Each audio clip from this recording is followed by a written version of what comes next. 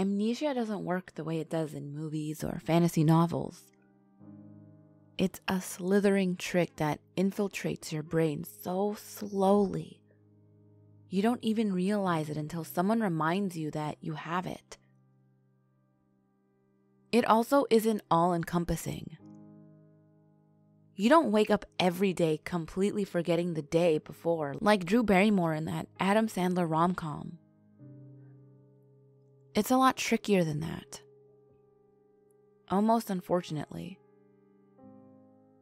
You slowly start to black out memories until the entire past of your life just becomes one long blur. I hadn't realized I was stricken until I had to fill out a form at a new doctor's office and couldn't remember my own birthday or where I was born. I underwent about a year of costly testing to confirm that I had a rather serious form of amnesia, which had stripped a great deal of my memory. There are virtually no treatments for the disease, so I spent thousands of dollars on medical testing to be told, "Congratulations, we confirmed your memory is fucked. There isn't much we can do about it." I never thought the start of a solution to my ailment would come to me on my lunch break at work, bullshitting with the other guys in QA, in between small talk about fantasy football and the differences in the guitar players of Leonard Skinner. The fact that I couldn't remember if I started Alex Smith of Jamie's Weston the week before sparked the solution. The QA coordinator, Tyler, finished berating me for starting an injured player and slipped in a mention about something that will really kick this whole story off. "You really need to sign up with Folds downstairs," Tyler said. "Who the hell is Folds?" I shot back with turkey sandwich in my mouth. "You really can't remember shit," Tyler said. "Holy hell. The thing everyone was freaking talking about 3 months ago. They started this new department in the basement. Memory storage. It's like a Black Mirror episode." "What?" "It's like the new Twilight Zone on Netflix. Not important, but you remember the thing where we brought that new technology last year and were super hush-hush about it. Nick went down to work on it. He leaked everything about it to engineering." I had a vague memory of what Tyler was talking about, but my brain lacked details. My coworker friend Nick filled in the pieces. I worked for a software company which made an outdated technology only used on desktop PCs that was desperate for a new way to make money. Apparently, they purchased a controversial and mysterious technology developed in India that was able to read brain waves and store memories on micro hard drives. They set up shop in the basement of our office and reportedly had been making serious strides in perfecting the technology and getting it onto the market. They were in beta phase and desperately needed test subjects. I walked down to the basement and put in my application. They were thrilled to have me, a sane, sober, gainfully employed 48-year-old husband who legitimately suffered from amnesia. It was a huge step from the gaggle of unemployed borderline criminals who previously had been the only test subjects they could get to even sign on that dotted line. I didn't tell my wife anything. I wanted to be able to regain some memory and just naturally impress her with the progress I made. I would remember the anniversaries, birthdays, and middle names soon, and help repair the fractures in the bone of our relationship. The testing was simple. I sat down in an office that looked like it belonged to a dentist. Nick hooked up electrodes to my temples stuck some small tubes up my nose and ears, and told me to relax for 10 minutes. And try not to think of anything too complicated. I usually thought about how I thought the rest of the season was going to unfold for the 49ers, game by game. Embarrassing losses aren't complicated. I did this silently a few times, without protest, before I started asking questions. Luckily, my technician was Nick, who used to work in my apartment, a bristly former stoner who seemed perpetually bothered ever since his wife made him give up weed after having a kid. The guy was that employee every company has, who knows their systems inside and out, so they have to keep him around. But everyone also knows he has a severe case of oppositional defiant disorder and would love nothing more than to take down the company if he got the chance. He was more than happy to tell me exactly what was happening and the details he wasn't supposed to share. The system they were hooking up to me was subconsciously taking the memories of my brain, even the ones I couldn't remember, and loading them onto hard drives about the size of a usual flash drive. It took a long time to download everything, but Nick told me that the first 3 sessions had taken about 75% of my memories and stored it. Nick revealed the company had no plans of ever sharing the saved memories with the test subjects, and they slipped the fact into the fine print that I did not actually read. He said they would have a couple more sessions with me to see how well my memory was absorbed into storage, paying me the $100 per session they owed me, show their investors how well their technology worked, and then use my recording as a case study as they moved forward without ever showing me what it recorded. Nick was more than happy to blow up the company's plan. He promised to share my memories with me once the last 25% was taken. I was so excited I went home that night and told my wife about the whole thing. She was ecstatic. I was worried that she was going to view the operation as an unnatural way of cheating to get my memories back instead of just simply caring and remembering enough to keep things in my mind that I should have. But I lied and I said that my doctor was working on testing to officially diagnose me with amnesia. She was pleased. I did my last couple of sessions with Nick. He said it would take a couple of weeks to compile all my memory data, and that it would be stored on about 100 different small devices, so sharing it with me would be tricky. He would try to get me as many of them as possible at a time without drawing attention to ourselves and our unauthorized operation. The day finally came where Nick was able to share my memories with me. He presented me with a case of memory cards that I could plug into my laptop and wished me good luck. He said he could get me the next case when ready. He warned me that the memories wouldn't be in chronological order since he had to grab what was available to him at the moment, but they would in fact be real memories and I could watch them on my laptop. He also explained that not everything that happened in my life would be stored. Only memories that my brain appeared to store as important. We weren't going to get at my desk, drinking coffee at 8:30 on a Monday morning and scrolling through Facebook. Only the good stuff. I wondered how the hell this memory chip thing worked. Nick promised me it would be like watching a movie. I plugged in the first chip and loaded up a video that looked like a movie of my 10th birthday at a local bowling alley. I saw myself bowl 100 for the first time in my life, and then jumped into the arms of my dad. It might seem like a somewhat minuscule memory, but that was the last birthday I would have with my dad. He died in a car accident just a few months later. It was the last golden memory I had of him.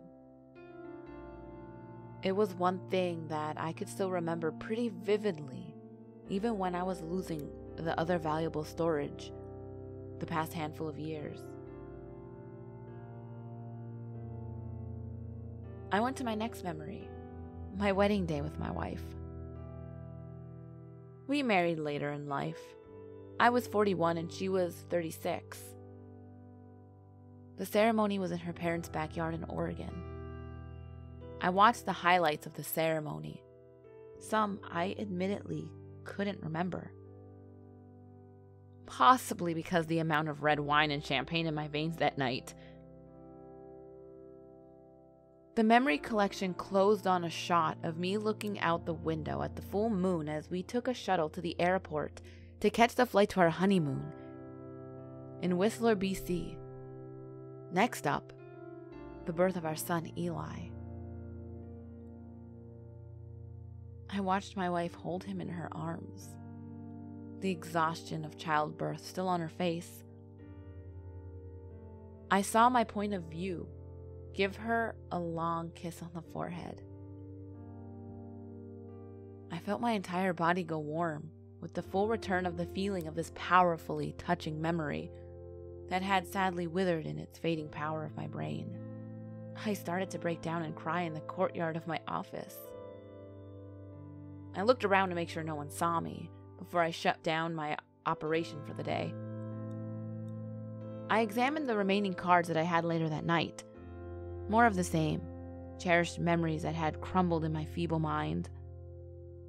I watched them before my wife got home from work and then surprised her with the news. We watched all 4 hours of what Nick got me into the wee hours of the night until we fell asleep on the sofa, together this time.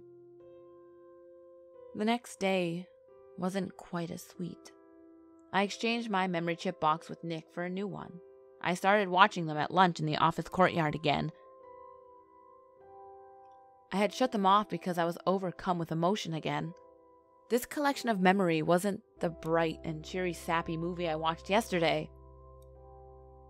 This cluster must have sucked the pain and tragedy out of the dark part of my brain. I watched a montage of seeing my dad the last time before he passed away.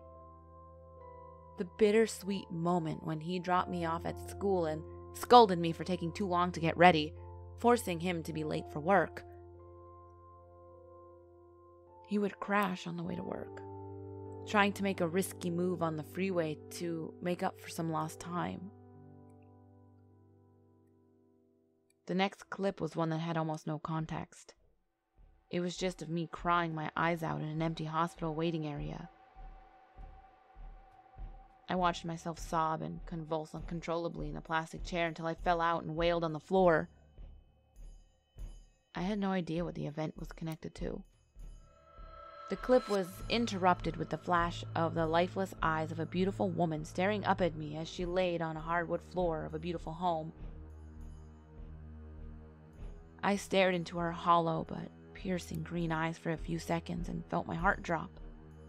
Even though the entire scene was as foreign to me as a clip from a movie I had never seen. The shot faded away into another setting I didn't recognize. This one was much more dark. I stood on the edge of a bridge that I recognized from my hometown, which towered hundreds of feet over a cold river in a rocky canyon. I saw myself standing on the edge of that bridge, body loose and slacked, and not the least bit worried about the gusts of winds pushing me off the thing. Even just watching the footage on solid ground, I got an uneasy feeling to my stomach. I didn't see the next feeling which leaked into my brain on the screen. It just appeared like a lost emotion. I felt a heavy sadness in my brain and caught a flash of myself holding a small, cold hand in the dark, as hard as I could. Then I flashed back to the bridge and watched myself walk back off the edge. I watched myself get honked at by a passing pickup truck until I was off the structure and walking back towards the forest-lined highway. I crumpled up into a ball before my wife got home. I started to regret gaining my memory back. I thought about the ways my amnesia had been a slight blessing in disguise. There were memories that I wanted to forget, My wife talked me off the ledge. We watched some more memories. The good ones returned. I watched myself win a state football champion, meet my wife for the first time, the birth of our second child, and a night at an all-you-can-eat prime rib event I won a ticket to when I was 40. That was possibly the most non-family relatable, enjoyable night of my life. Seriously, I like meat. All was right in the world again. The memory program was a success. I cornered Nick as soon as I got into the office the next day at the Keurig machine, as he impatiently waited for the thing to bleach out watery coffee, as if he would die if he didn't get it in him within the next few minutes. He looked horrified to see me. Something crazy happened last night, man. Did you see the police cars in the main parking lot when you came in? Nick asked as he ushered me towards the bathroom. Nick and I huddled into a single toilet bathroom with the door locked and the fart fan on. The situation couldn't have been more awkward, but I let it go and let Nick start telling me this crazy thing that happened the night before. According to Nick, someone had broken into the facilities the night before and stole their stockpile of memory chips, including mine. He said it was rumored to be a competitor looking for a leg up. He said he heard there was security footage of the whole thing happening, but he hadn't seen it yet. The good news was Nick had already pooled almost all of my chips for our next meeting that day. He said he ended up with all but about 10% of my memories. He shared what he had and said he would give me the last 10% if it ever resurfaced, along with an apology. The next 40% of the memories that Nick gave me was much like the first 50%. A combination of major milestones and heartwarming days mixed with the heartbreaking memories. I laughed and cried throughout the night by myself. This memory collection featured more of the same mysterious elements, which haunted me from the first. Painful feelings and images that didn't tickle the slight bit of memories in my head. The beautiful woman with the sad eyes and the images of me wandering around dark and dangerous settings with reckless abandon was back. I felt more hollow than a dollar store chocolate Easter bunny. The mystery of these memories hurt me more than the painful ones, which I actually started to remember. The unknown torture that my brain and I just couldn't handle.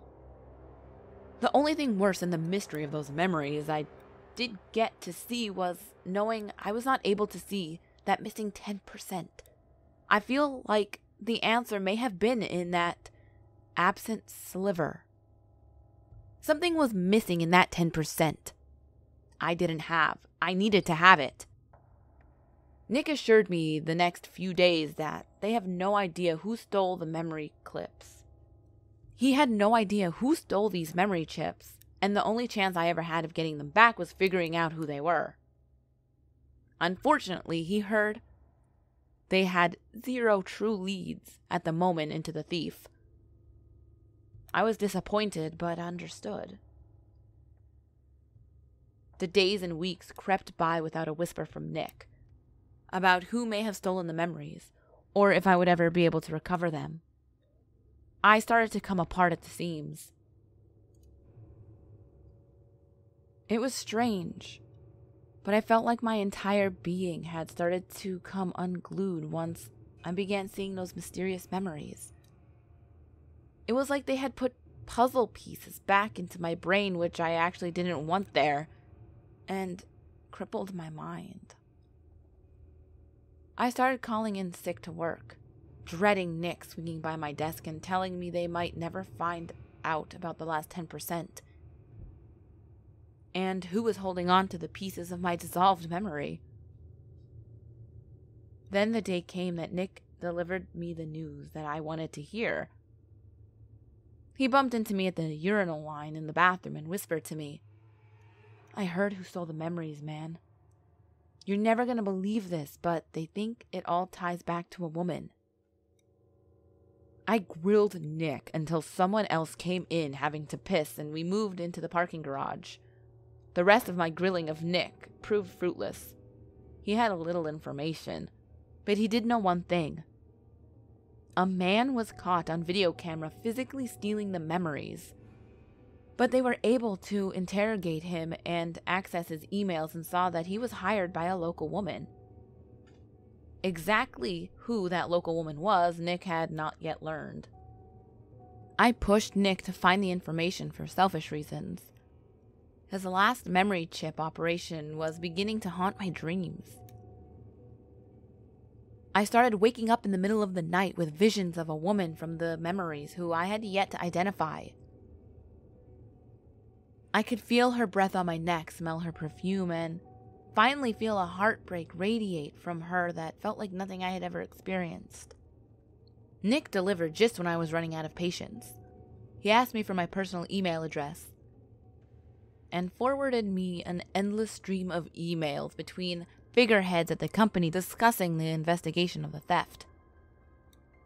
I read through all 58 of the emails locked in my stuffy car at the bottom of the basement of our office parking garage, barely able to breathe. I lost the last of my breath when I saw the email address at the end of the thread, which kicked the whole thing off by reaching out to the guy who was caught stealing the memories.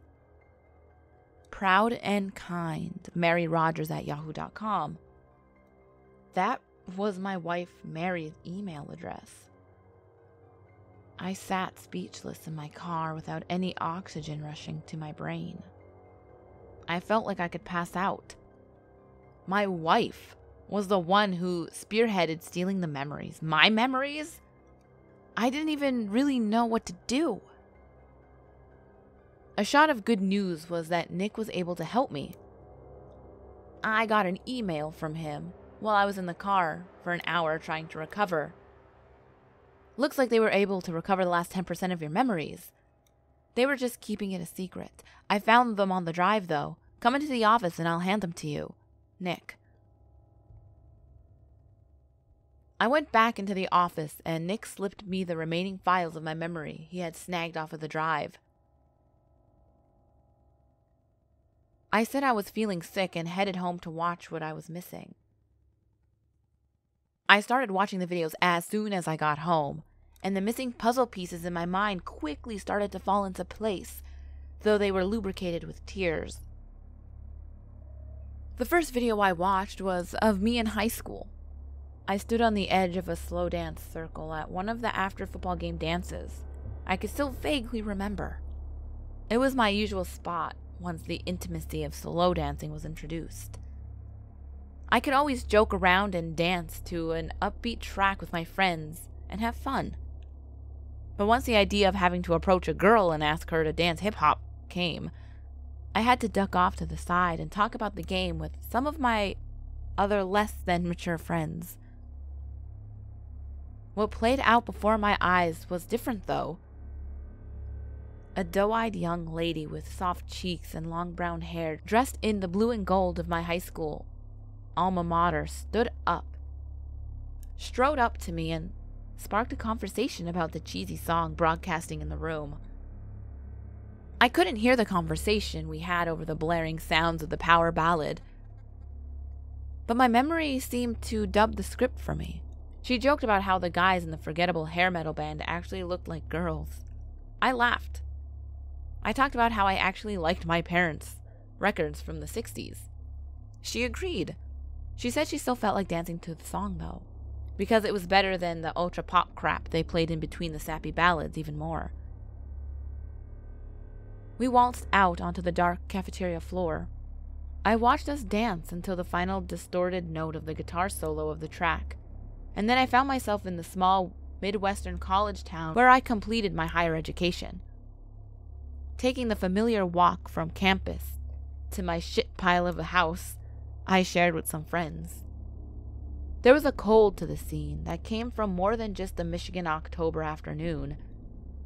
I can feel the memory of being hurt and lonely, until I watched myself lay eyes upon the girl from the dance, standing on the steps of a rotting wood porch with a huge smile on her face. I watched myself run up to her and wrap her in a hug. The scene was a silent movie, but I knew the words that were there. The two of us had been apart for a long time, But her appearance meant that we were going to put an end to that. I could feel the warmth of the future fall and winter cuddles in the barren and snowy plains of rural Michigan through the laptop broadcasting of this video, even though I was sitting in my heated house at the time. I felt the next memory in the gut the second I saw that opening frame. A rustic church, candlelit with just me and that beautiful woman who had been the ghost of my memories. A preacher I didn't recognize, and a scattering of a few family members. As an only child with two parents who had me in their 40s, who wasn't exactly a social butterfly, I didn't even have a wedding party. It looked to just be my closest family at the ceremony, and what I assumed was her family. Then the name came to me. Annie. That was the lovely, gentle, sweet, kind woman's name. She was my wife at an earlier point in life. The space between those memories was still dark. The technology didn't patch in everything, but these moments I had recovered with Annie were anchors that came back to me as soon as I saw them. I almost couldn't watch the next scene, the tears falling so hard, but I watched through the moisture. Things began to sink lower from here. A doctor's office. A doctor delivering news to Annie and I. Her hands in mine. I felt the power of the squeeze she shot me through the screen. The miscarriage. I could tell it wasn't the first. I felt it wouldn't be the last. I felt Annie's painful tears on my shoulder. I couldn't finish the scene. I skipped to the next. I can tell that the next chapter was the last, based on the amount of space left on the time bar of the video player. Part of me just wanted to leave it to mystery, but another part of me had to watch. I let it play. I smelled the hospital. No. The painful sting of heartbreak. The painful sting of heartbroken denial shot into my head as I watched the curtains lower on a hospital room populated by a younger version of me and a rail-thin version of Annie with defeat in her eyes. I felt her grasp in mine again. But it was nothing like that powerful squeeze she gave me when we received the horrible news about her pregnancy in the previous memory. I could barely feel a pulse in this one. And then I felt it slip away. The memories came to an end. I sat alone in my house in the darkness, unable to move for about an hour, until the front door opened and my wife walked in. I was almost shocked she arrived. I figured the company I worked for may have already found a way to get her arrested, but apparently not. My wife picked up on the energy in the room immediately. She stood at a safe distance by the doorway as I looked over at her from my sunken position on the couch. "You tried to steal the memories of my first wife so I couldn't restore them," I asked her, the question which had burned in me for an hour. "They weren't going to do you any good. Do you feel any better now?" My wife immediately shot back. "I needed to know what happened in my life," I said. "Your brain was so shocked by the trauma it started erasing all of it," my wife pleaded. "It was what was natural. That's when it all started with your memory. It went away because it didn't want to remember the pain. It's what got you healthy enough to where we could meet and start our lives together, our family. I just tried to save you from all of it." My wife rushed over to me and collapsed onto the couch. She started sobbing uncontrollably. "I just wanted to help." I felt my wife's hand grip mine even harder than Annie had gripped mine in those old memories. I felt the genuine wishful love, which had pushed her to hire someone to steal from a Fortune 500 company and risk it all. The love of someone who wanted what she thought was best for me so bad that she was willing to go to fucking prison for it. I returned the hardest squeeze I could force out of myself, and we laid on that couch for another hour before we did anything else. I sought out Nick as soon as I walked into the office the next day. Did they make any movement on the woman who set up the thief? I asked him. Nick said they hadn't. But he didn't think that the company was going to push for anything. What they were doing was far from 100% approved by the government, and they didn't want to draw any attention to anything that had happened. They had found a way to recover the lost memories, scared the shit out of the guy who physically did it, and confirmed it had nothing to do with the competitor, and would never affect their precious, precious money. They were fine. I felt the warmth of relief wash over me, but I still had another very important question for Nick. Do they have any technology that can wipe those memories back out of your brain? I asked. Nick gave me a very complicated answer that essentially boiled down to a yes. I set up a time that night to meet with him to get rid of those bittersweet memories that I downloaded from him the past few weeks. I loved Anne. I always will. I will always hold that love and, unfortunately, sadness somewhere subconsciously in my heart and soul. It's that knowledge that will let me undergo the wiping procedure. He's scheduled for me in a few days. I will shed a few more tears for Annie before Nick plugs me into that machine that will make it all go away. I know there will be days that I walk down the street and something just doesn't feel right, and I feel the tears rush back into my head. Or the nights when that sappy 80s rock ballad makes me feel a lot more hollow than it should, and I have to step out of the bar, collect my head. I know that there will be nights when I wake up in the middle of the night with a loving whisper in my ear, but memories of a soft head on my shoulder, and a sad final kiss hanging on my soul. But I won't know exactly why. I guess that's okay with me. I hope you ghouls enjoyed this rather long Creepypasta Monday. I really like this story. I mean, it was scary, but not in like ghosts, monsters kind of scary. You know what I mean? Amnesia has always been interesting to me, and I thought it was really funny that he, very obviously, the writer, mentioned 50 First Dates, which is one of my favorite Adam Sandler movies. So, yeah, I really liked it. I hope you ghouls did. Do you like these kinds of, like, psychological kind of stories? Or do you like more, like, the monsters and, you know, ghosts and stuff? Let me know in the comments. But as always, the last video will be on the top left. The next video will be on the bottom left. All my social medias are on the screen, as well as in the description box below. And remember, there's always someone or something watching you.